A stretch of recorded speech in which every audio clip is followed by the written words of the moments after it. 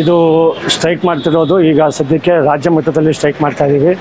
ಏನಂದರೆ ಗ್ರಾಮ ಲೆಕ್ಕಾಧಿಕಾರಿಗಳಿಗೆ ಏನೇನು ಬೇಸಿಕ್ ನೀಡ್ಸ್ಗಳು ಏನೇನಿದೆ ಅದನ್ನು ಕೊಟ್ಟಿರಲಿಲ್ಲ. ಅದ್ರ ಬಗ್ಗೆ ಈಗಾಗಲೇ ಸೆಪ್ಟೆಂಬರಲ್ಲಿ ನಾವು ಒಂದು ಮುಷ್ಕರ ಮಾಡಿದ್ದು. ಆಗ ಸರ್ಕಾರದವರು ನಮ್ಮನ್ನು ಕರೆದು ನಮಗೆ ಒಂದು ಸ್ವಲ್ಪ ಕಾಲಾವಕಾಶ ಕೊಡಿ, ಕಾಲಾವಕಾಶ ಕೊಟ್ಟಾದಮೇಲೆ ನಾವು ಎಲ್ಲನೂ ಈಡೇರಿಸ್ಕೊಡ್ತೀವಿ ಅಂತ ಹೇಳಿದರು. ಈಗಾಗಲೇ 4-5 ತಿಂಗಳಾಯಿತು. 4-5 ತಿಂಗಳಾದ್ರೂ ಯಾವುದೇ ಬೇಡಿಕೆಗಳು ಇನ್ನೂ ಸದ್ಯಕ್ಕೆ ಈಡೇರಿಸ್ಕೊಟ್ಟಿಲ್ಲ. ಯಾವುದೋ ನೆಪ ಮಾತ್ರಕ್ಕೆ 1-2 ಬೇಡಿಕೆ ಈಡೇರಿಸಿದ್ದಾರೆ ಬಿಟ್ಟರೆ ಬೇರೆ ಬೇಡಿಕೆಗಳು ಯಾವುದೂ ಈಡೇರಿಸಿಲ್ಲ. ಅದರಿಂದ ಈಗ ನಾವು ರಾಜ್ಯವ್ಯಾಪಿ ಸ್ಟ್ರೈಕ್ ಮಾಡಬೇಕು ಅಂತೇಳಿ ಅದನ್ನು ನಿರ್ಧಾರ ತೊಗೊಂಡ್ಮೇಲೆ ಈಗ ನಮ್ಮ ಡಿಸ್ಟ್ರಿಕ್ಟಿಂದ ಈಗಾಗಲೇ 5 ತಾಲೂಕಲ್ಲೂ ಪೂರ್ತಿ ಎಲ್ಲ ಕಡೆಯಿಂದ ಸ್ಟ್ರೈಕ್ ಮಾಡ್ತಾಯಿದ್ದೀವಿ. ನಾವು ಸರ್ಕಾರಕ್ಕೆ ಕೇಳೋದೇನು ಅಂತಂದರೆ ಗ್ರಾಮ ಲೆಕ್ಕಾಧಿಕಾರಿಗಳಿಗೆ ಕೊಡಬೇಕಾಗಿರೋ ಬೇಸಿಕ್ ನೀಡ್ಸ್ಗಳು, ಕೂತ್ಕೊಳ್ಳೋಕ್ಕೆ ಜಾಗ, ಕುರ್ಚಿ, ಮತ್ತು ಈಗ ಕೆಲಸ ಮಾಡೋಕ್ಕೆ ಟ್ಯಾಬು, ಮತ್ತು ಈಗ ಭೌತಿಕಾತ ಆಂದೋಲನ ಸ್ಟಾರ್ಟ್ ಮಾಡ್ತಾ ಇದ್ದಾರೆ. ಅದರಲ್ಲಿ ಸುಮಾರು ಪ್ರಾಬ್ಲಮ್ಸ್ಗಳಿದೆ, ಅದನ್ನೆಲ್ಲ ಸರಿ ಮಾಡಿಕೊಡಿ ಅಂತ ಕೇಳ್ತಾ ಇದ್ದೀವಿ.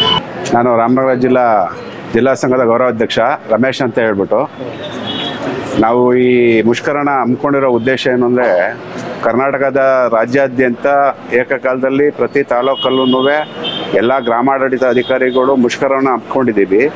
ಹಿಂದೆ ಸೆಪ್ಟೆಂಬರ್ 23ರಿಂದ ಅಕ್ಟೋಬರ್ 4 ಗಂಟೆ ರಾಜ್ಯಾದ್ಯಂತ ನಾವು ಮುಷ್ಕರ ಹಮ್ಮಿಕೊಂಡಿದ್ದು.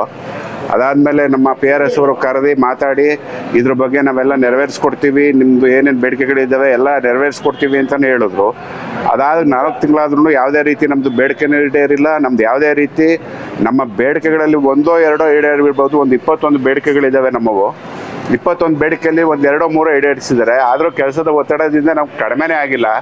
ಈ ಕೆಲಸದ ಒತ್ತಡದಲ್ಲಿ ಸುಮಾರು ಇಲ್ಲ ಅಂದ್ರೂ ಆತ್ಮಹತ್ಯೆಗಳು ಸುಮಾರಾಗಿದ್ದಾವೆ. ಬೆಂಗಳೂರು ಗ್ರಾಮಾಂತರದಲ್ಲಿ ಆತ್ಮಹತ್ಯೆ ಆಗಿದೆ, ನಮ್ಮ ಕನಕಪುರದಲ್ಲಿ ಆತ್ಮಹತ್ಯೆ ಆಗಿದೆ, ಸುಮಾರು ಈ ಕಡೆ ಚಿತ್ರದುರ್ಗ, ಸುಮಾರು ಡಿಸ್ಟಿಕ್ಗಳಲ್ಲಿ ಸುಮಾರು ಇಲ್ಲ ಅಂದ್ರೆ ಒಂದು 20-25 ಜನ ಈ ಕೆಲಸದ ಒತ್ತಡದಿಂದನೇ ಆತ್ಮಹತ್ಯೆ ಮಾಡ್ಕೊಂಡಿದ್ದಾರೆ. ಹಂಗಾಗಿ ನಮ್ಮ ಒತ್ತಡನ ಕಡಿಮೆ ಮಾಡಬೇಕು. ನಮ್ಮ ಬೇಸಿಕ್ ನೀಡ್ಸ್ ಏನು ಅಂದರೆ, ನಮಗೆ ಒಬ್ಬ ಗ್ರಾಮಾಡಳಿತ ಅಧಿಕಾರಿ ಬೆಳಗ್ಗೆ ಮನೆ ಬಿಟ್ಟರೆ ಅವನು ಕುಂತ್ಕೊಳ್ಳೋಕ್ಕೆ ಅಂತ ಒಂದು ಕೇಂದ್ರ ಸ್ಥಾನ ಇಲ್ಲ, ಒಂದು ಕಚೇರಿ ಇಲ್ಲ, ಒಂದು ಅಲ್ಮೇರೆ ಇಲ್ಲ, ಒಂದು ನಮಗೆ ಪೆನ್ನು ಪೇಪರು ಸುಧಾ ಯಾವುದೇ ಸರ್ಕಾರದಿಂದ ಬರ್ತಾ ಇಲ್ಲ. ಅದೆಲ್ಲ ನಮ್ಮ ಖರ್ಚಿಂದನೇ ಮಾಡ್ತಾ ಇದ್ದೀವಿ. ಇವಾಗ 21 ಆ್ಯಪ್ಗಳನ್ನ ಕೊಟ್ಟಿದ್ದಾರೆ. ಆ 21 ಆ್ಯಪ್ಗಳಿಗೂ ಇಂಟರ್ನೆಟು ನಮ್ಮದೇನೆ, ಮೊಬೈಲು ನಮ್ಮದೇನೆ, ಎಲ್ಲನೂ ನಮ್ಮದೇನೆ.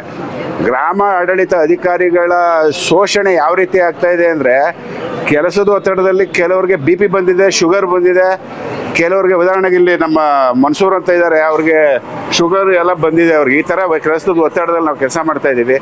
ಹಾಗಾಗಿ ಸರ್ಕಾರದಲ್ಲಿ ನಾವು ಕೇಳ್ಕೊಳ್ಳೋದಿಷ್ಟೇ, ದಯಮಾಡಿ ಗ್ರಾಮ ಆಡಳಿತ ಅಧಿಕಾರಿಗಳಿಗೆ ಬೇಸಿಕ್ ನೀಡ್ಸು, ನಮಗೆ ಬೇಸಿಕ್ ನೀಡ್ಸ್ ಬೇಕು.